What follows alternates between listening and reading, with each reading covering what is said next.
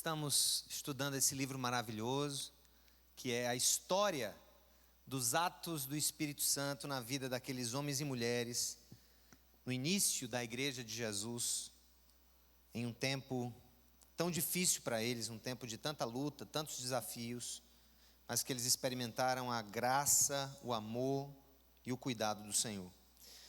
Nessa ocasião, Atos 12, o rei Herodes prendeu alguns que pertenciam à igreja, com a intenção de maltratá-los, e mandou matar à espada Tiago, irmão de João. Vendo que isso agradava aos judeus, prosseguiu prendendo também Pedro, durante a festa dos pães sem fermento.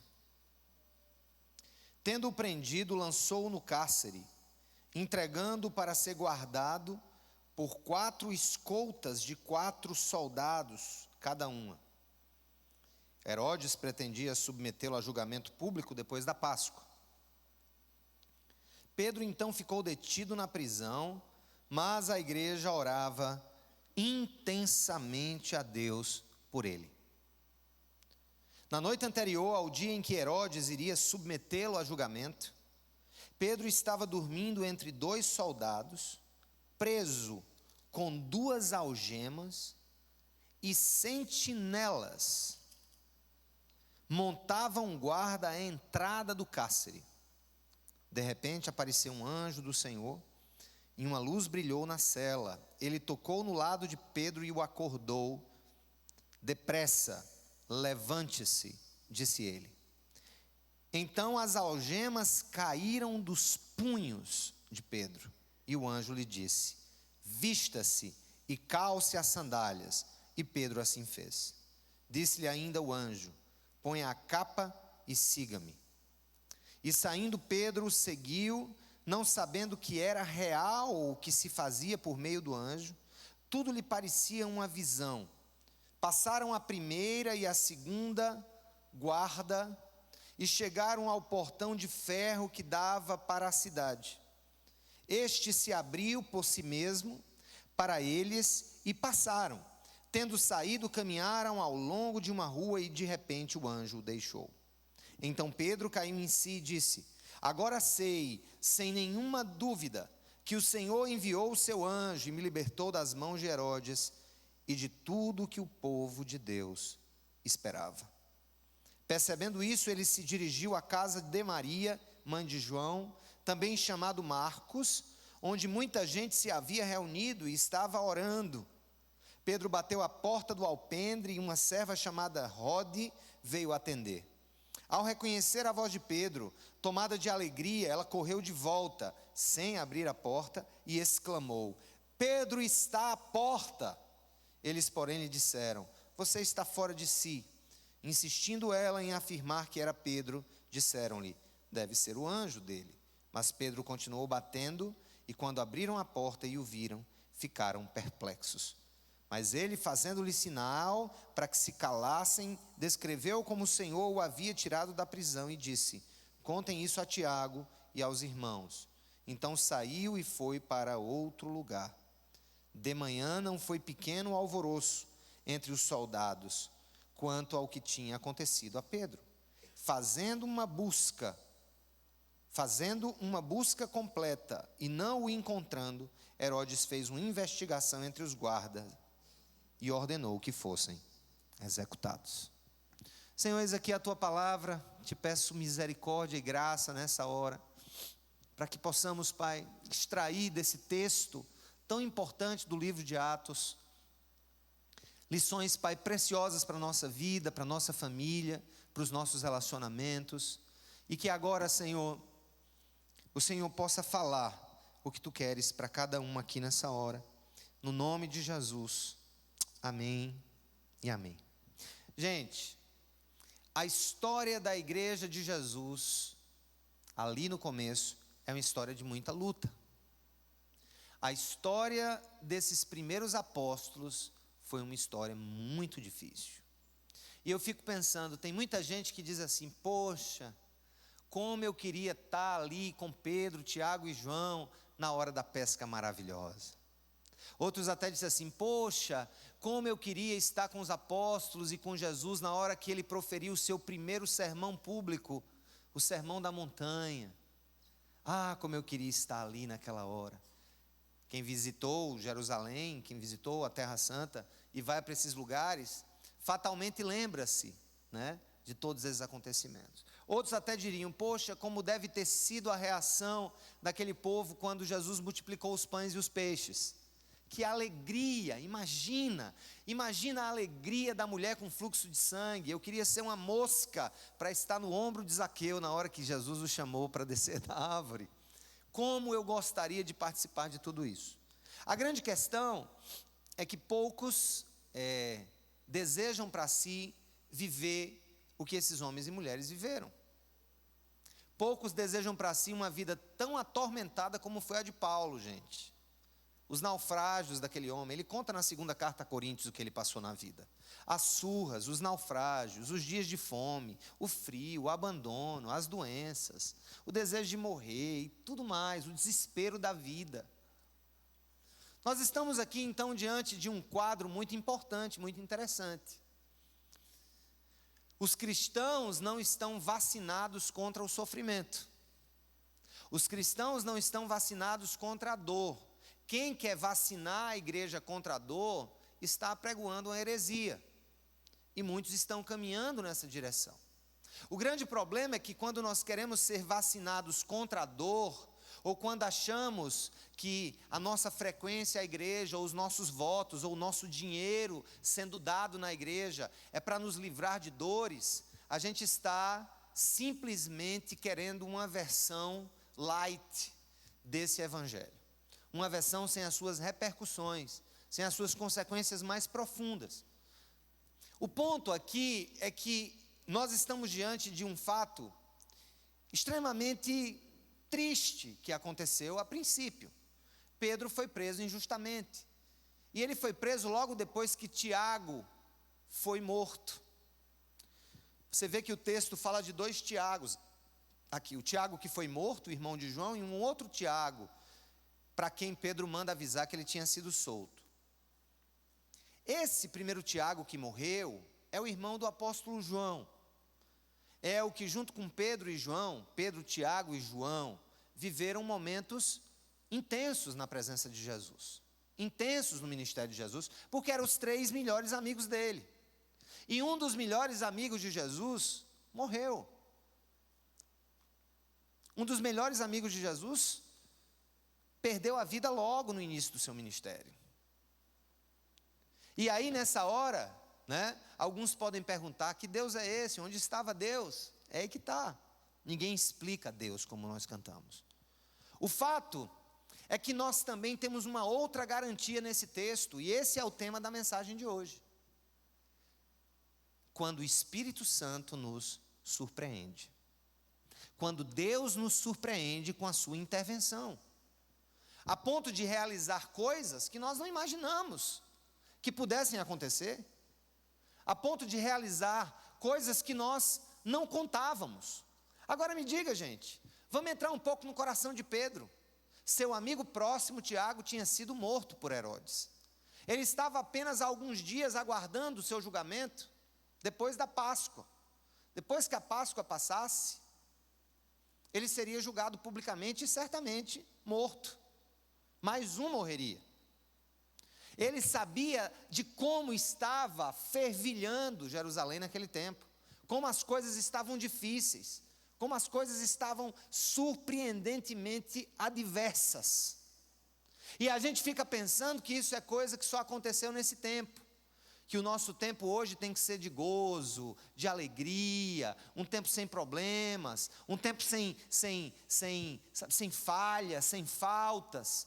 E eu fico pensando que um dos propósitos de Deus, quando nos coloca nas prisões injustas da vida, quando Ele nos coloca no meio de circunstâncias adversas, Ele quer nos surpreender. Em primeiro lugar, Ele quer nos chamar a atenção para o fato de que a vida não é só trono, é senzala também. Que a vida não é só alegria, é tristeza. E às vezes a tristeza, às vezes a falta, às vezes a perda, servem como pedagogos. da nossa alma. Servem como professores, os melhores professores. A Bíblia diz que há mais sabedoria no luto do que na festa. Por que a Bíblia fala sobre isso? É porque a festa geralmente desvia o nosso coração, ou pode desviar o nosso coração, daquilo que realmente é importante. Mas o luto não, a dor não.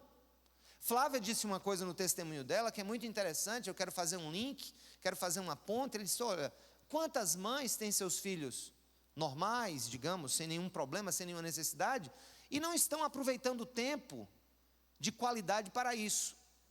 Ou pais também, por causa de uma carreira, por causa da necessidade de comprar um carro melhor, por causa da necessidade talvez de construir um patrimônio para o filho, e não tem esse tempo que ela diz que tem hoje. Às vezes, o que acontece conosco é isso mesmo, é a gente ver os acontecimentos às vezes se caotizando na nossa vida, e Deus nos chamando a atenção. O grande ponto é o seguinte: Deus não criou o sofrimento para nós, não é a intenção dele. O sofrimento é consequência do pecado, e o pecado é nosso.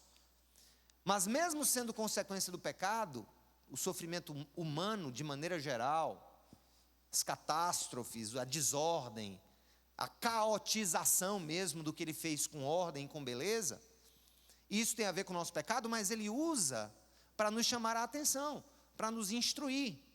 Ninguém dá tanto valor à liberdade, senão aquele que estava preso. Ninguém dá tanto valor a um copo d'água gelada, se não tiver passado pela privação de não beber água há alguns dias. Às vezes um copo d'água, a coisa mais simples do mundo, é algo que alguém desejaria dar todo o seu dinheiro para ter e não podem ter naquele momento. A grande questão que o Senhor quer nos mostrar aqui é que o sofrimento faz parte da nossa caminhada, mas mesmo assim, Ele faz 2 coisas, ou 3, ou 4 coisas conosco. Ele nos surpreende. Primeira coisa que Deus nos surpreende no meio do sofrimento, da dor e da privação, é nos ensinando, é nos dando razões maiores e mais valiosas para avaliar a vida, para aproveitar a vida e para, de fato, buscar a felicidade através daquilo que o Senhor nos oferece de maneira tão normal. E às vezes o normal torna-se secundário. O grande problema é que quando nós entramos no modo normal de vida, toda aquela normalidade vai se tornando secundária. E nós vamos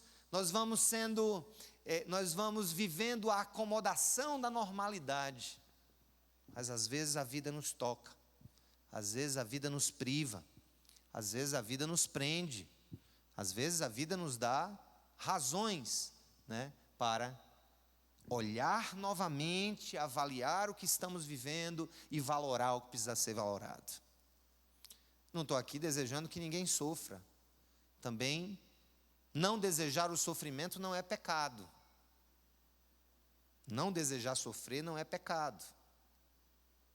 Pecado é achar que sofrimento é necessariamente alguma coisa que não vem de Deus, ou que não é permitido por Deus. Nesse ponto, o que dizer do que aconteceu? Pedro, fundamento apostólico da igreja primitiva, viu Tiago sendo decapitado. Presenciaram aquela cena. E agora o cara está na linha de frente. É a próxima bala do canhão. É o próximo alvo, melhor dizendo.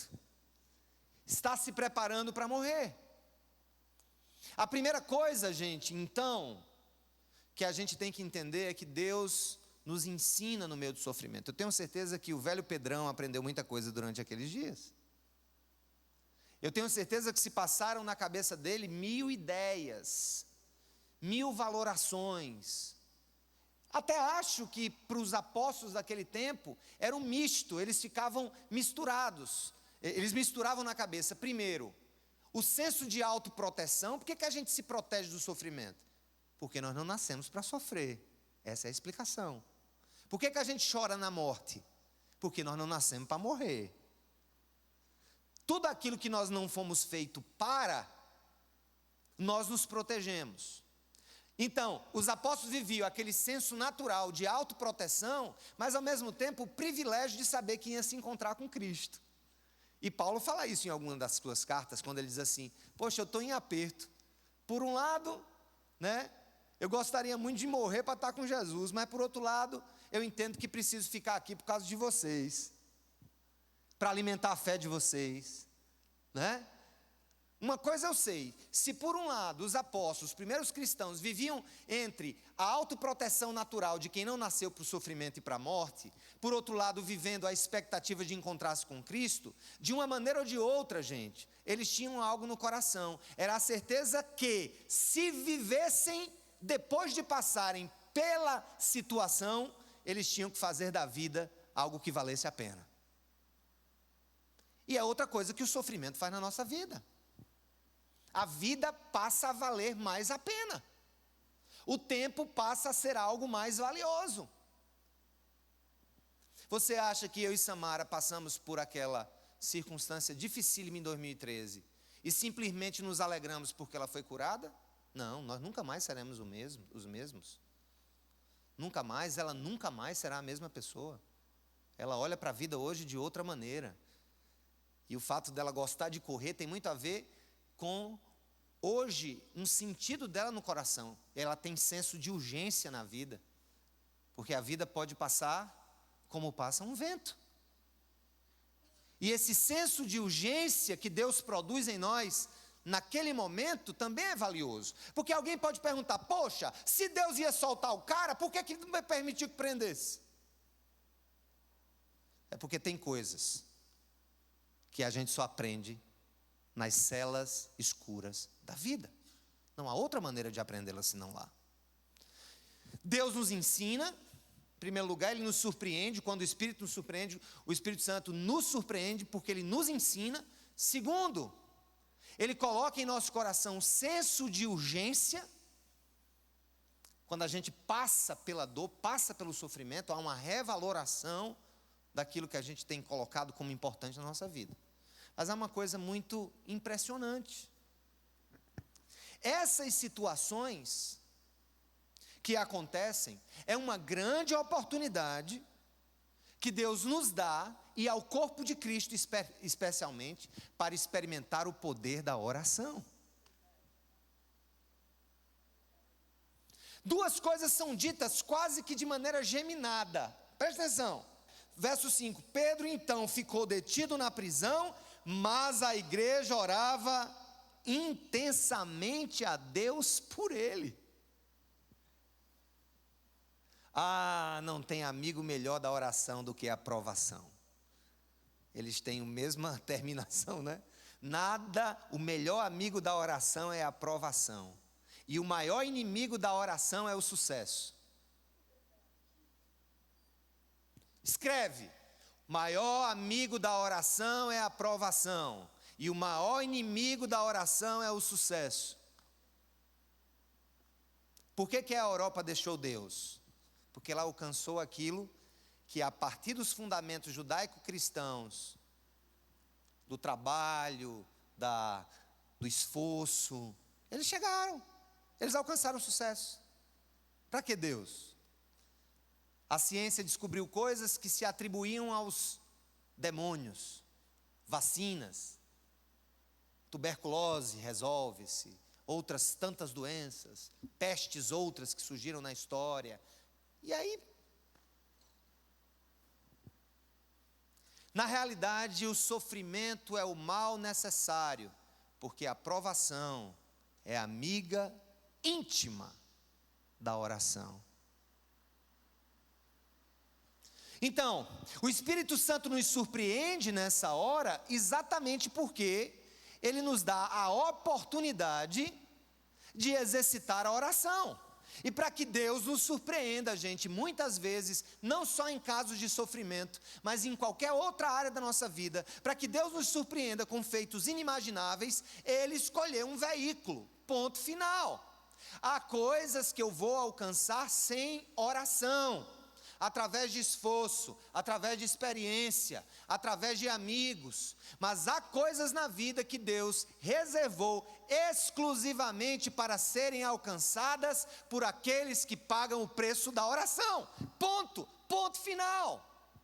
E o que nos confunde muitas vezes é isso, é porque nós temos em tantas circunstâncias um controle quase que automático da nossa vida, da nossa saúde, da nossa feira, do nosso orçamento, na nossa casa, dos nossos desejos, que ali nós vemos na força do nosso trabalho e do nosso braço a razão de termos alcançado tudo aquilo.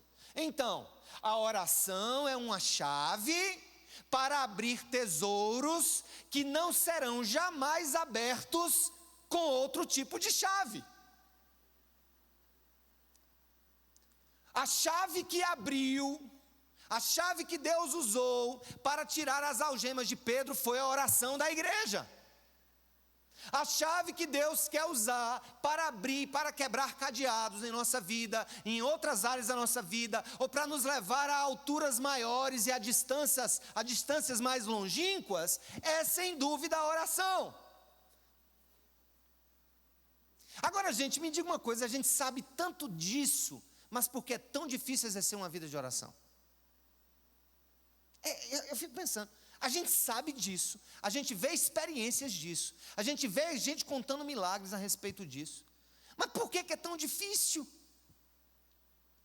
E a igreja primitiva era uma igreja que orava, planejava alguma coisa? Eu até creio que sim, botava no papel alguma estratégia? Absolutamente. Paulo não saiu de Antioquia na primeira viagem missionária dele, feito um balé, que eu não sei para onde eu vou não, cara ou coroa, não, ele saiu.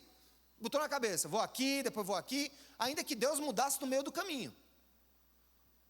Mas ele tinha uma estratégia pequena. Mas o que movia era a oração. O que o fazia chegar longe era a oração. E essa é a grande, gente, a grande sacada. E o que Deus está fazendo nas igrejas orientais é algo incrível. Sabe onde é que a igreja cresce mais em termos de proporção no mundo? É China, Coreia do Norte, você não imagina, Coreia do Norte, com aquele gordinho doidinho que tem lá, proibidos, na igreja subterrânea, se escondendo dentro de caverna,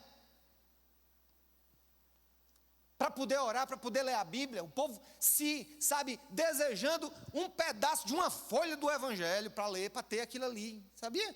Que tem gente que tem o desejo de ter uma folha, e eles com dificuldade de ter Bíblia, toma aqui o capítulo 1 e 2, toma para tu, 3 e 4, toma para tu, rasga, vai ler ali, e o Espírito Santo fazendo maravilhas. Por quê?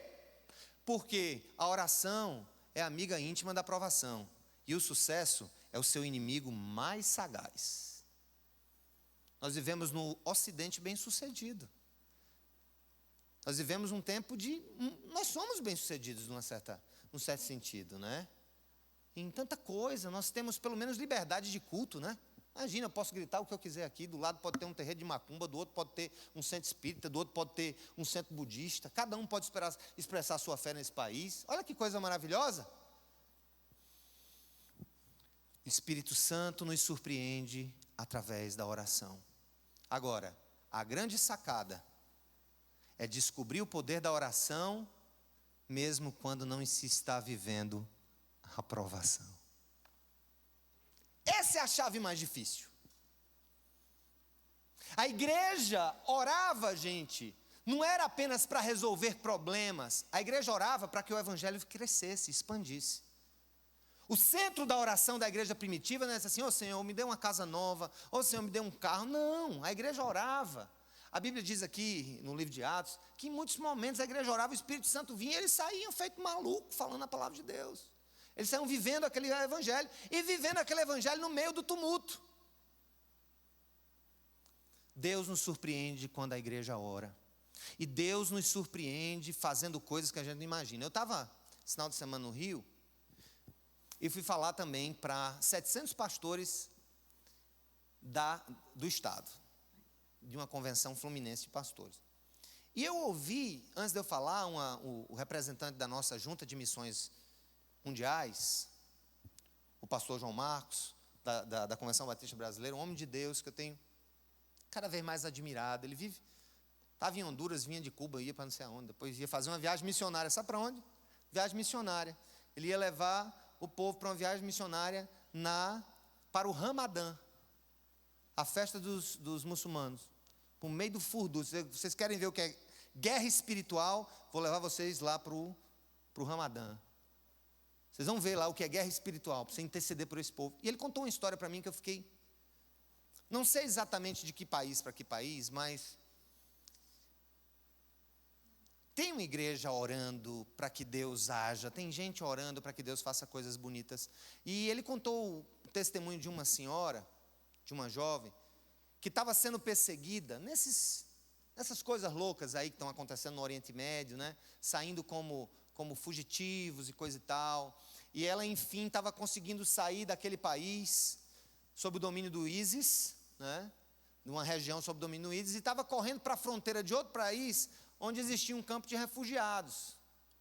Aliás, ela não sabia para onde estava indo. Ela só pegou aquele carro e saiu louca, né, e começou no meio do caminho, e começou a orar para quem ela acreditava, né, e começou a falar com Alá, e começou a falar com Maomé, e tal, e começou a falar, e tal, e começou a pedir, e nada acontecia.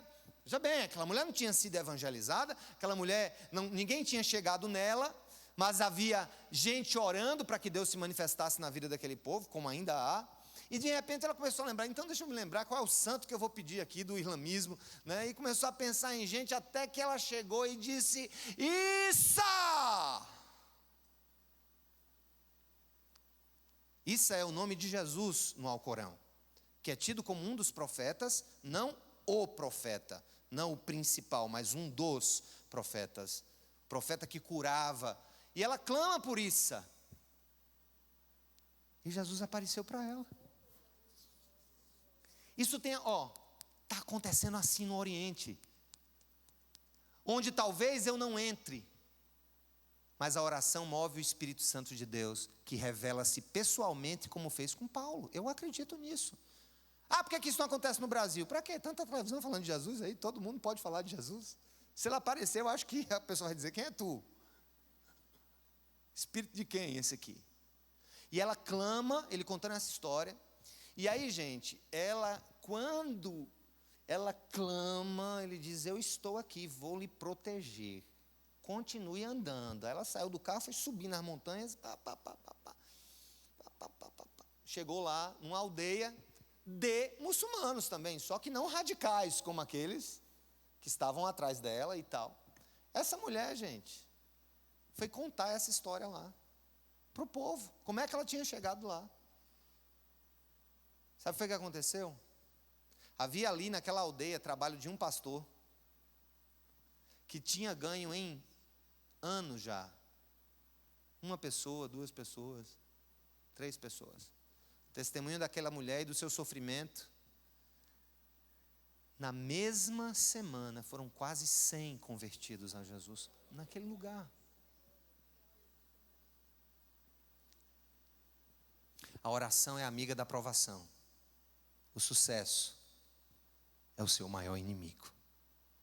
O meu maior inimigo é o sucesso. Em qualquer que seja a área. Se você é bem sucedido no trabalho, você vai ser levado dia a dia a esquecer que foi Deus que te deu. Se você é bem sucedido na sua família, você vai a cada dia dizendo: poxa, estou aqui, preciso de Deus. Isso é uma verdade. Felizes os que descobrem o poder, a alegria e a bênção da oração despretensiosa, mesmo quando não estão passando pela provação, não estão no presídio.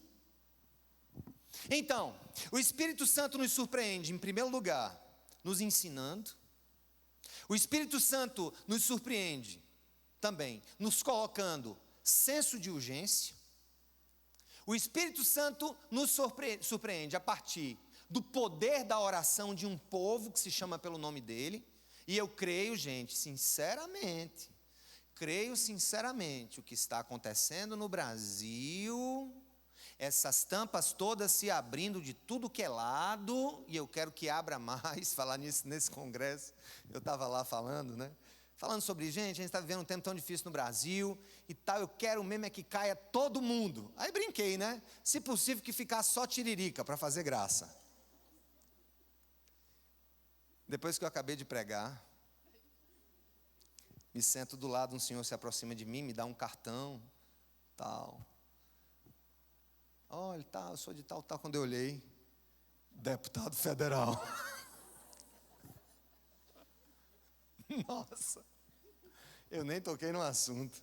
Me disseram que na hora que eu falei de tiririca, ele aplaudiu, então ele gostou, né? Enfim, o ponto é o seguinte: estamos aqui diante de um Espírito que nos surpreende, para nos ensinar, para nos colocar senso de urgência, para nos mostrar o poder da oração. É que há certas ações do Espírito Santo de Deus na nossa vida, que a gente parece que está tendo uma visão, parece que não é real. Quando Pedro viu, caiu, oxi, bora. Lucas teve o critério, o que escreveu Atos, né, que o evangelista Lucas, foi tão criterioso a ponto de falar do que se passou no coração de Pedro naquele momento.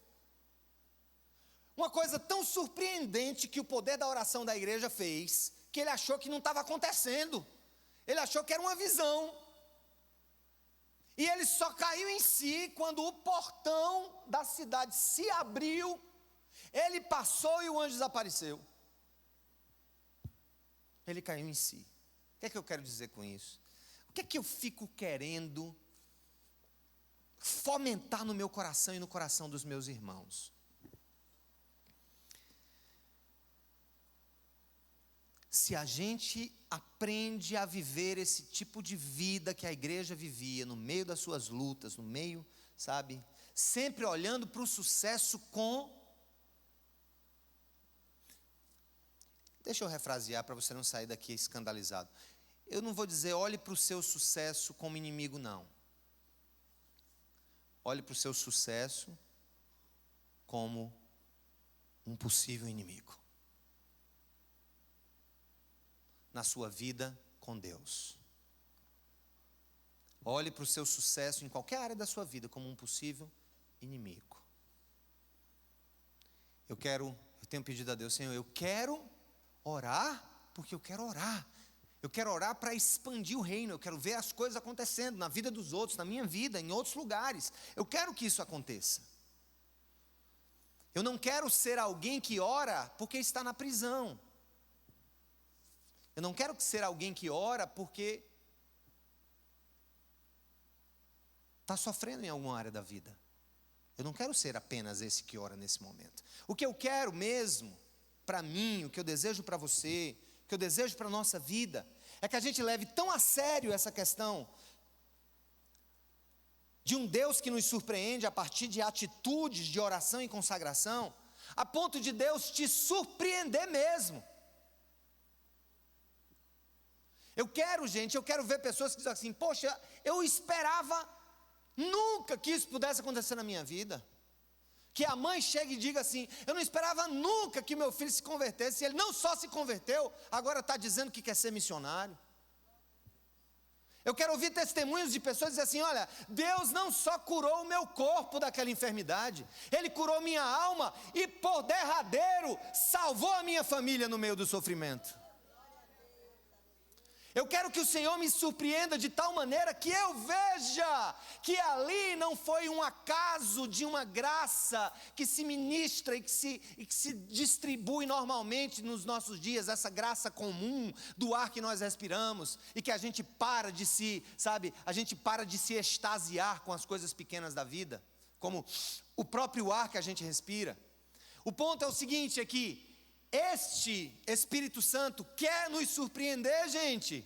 E o caminho para que se surpreenda ao Senhor é alinhar-se com a vontade dEle, que se o Senhor nos surpreenda, é alinhar-se com a vontade dEle e é ter uma vida que realmente valoriza a oração, a conversa, o poder, o ir mais além, o ir mais longe. Gente, me explique uma coisa. É inexplicável o que eu vou dizer para você. Não tem explicação nem em liderança, não tem explicação em nada, em programas de administração. Os americanos foram para lá para checar, os bolivianos foram para lá para checar, os brasileiros foram para lá para esse lugar para checar. Coreia do Sul. Igreja do pastor Po Yong-Soo. Já está velhinho, que teve ultimamente aí uns problemas. Talvez ele tenha errado no sentido de não criar uma sucessão, mas enfim, eu quero dizer o seguinte: me explique como é que uma igreja chega a ter 1 milhão de pessoas na cidade.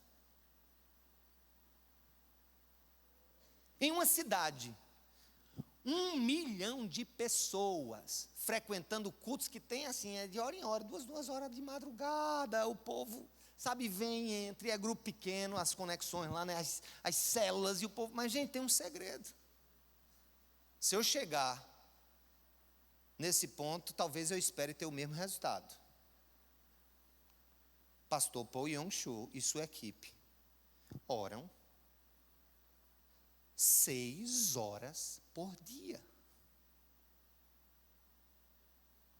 Pela cidade, pela conversão de almas, para a expansão do reino. 6 horas. 6 horas por dia. Tem um jargão que eu cresci na primeira igreja ouvindo. Não é um jargão que foi criado na primeira igreja. É um jargão dos gospel. Do mundo gospel. Que aqui eu acho que todo mundo já ouviu. Pouca oração, pouco poder. Muita oração, muito poder. Nenhuma oração, nenhum poder. Eu às vezes ouço isso e fico com raiva. Ô, ligeira. Tem outra coisa para dizer não? Me apresenta isso aqui com categorias filosóficas mais inteligentes. Aí o Espírito Santo disse: meu filho, não tem outro jeito não. Não tem como botar isso aí em categoria filosófica, de pensamento bonito. É assim, simples assim. E eu desejo tanto na sua vida, mãe, que ora pelos seus filhos, na vida dos filhos que oram pelos seus pais, na hora de irmãos, na vida de irmãos que oram por irmãos, na hora de uma igreja que ora pelo Brasil. Eu tenho certeza, o que Deus está fazendo no Brasil, e eu acabei contando a história de Tiririca, mas estou voltando depois de quase 30 minutos para o assunto. Eu tenho certeza que o que Deus está fazendo no Brasil, abrindo as tampas da nossa nação, passando o Brasil a limpo, de cima para baixo, é devido à oração da igreja. Não falo que seja essa igreja politicamente enlameada. Acho que essa não está orando pelo Brasil, não. Essa está orando pelo seu partido. Vou dizer uma coisa para você, meu irmão. Você está orando pelo Brasil ou pelo seu partido? Você está orando para Dilma ficar ou para Temer ficar? Sinto muito. Não é essa oração que vai mudar o Brasil. E usando mais um jargão, se tem um povo que não pode ter bandido de estimação, é a igreja. E aquele que é do Senhor começa a pedir a limpeza na sua própria casa e não na casa dos outros. E não justifica a sua sujeira na sujeira e na pocilga da casa dos outros. Porque Jesus não mandou eu olhar para o olho de ninguém. Ele mandou eu tirar a trave dos meus próprios olhos.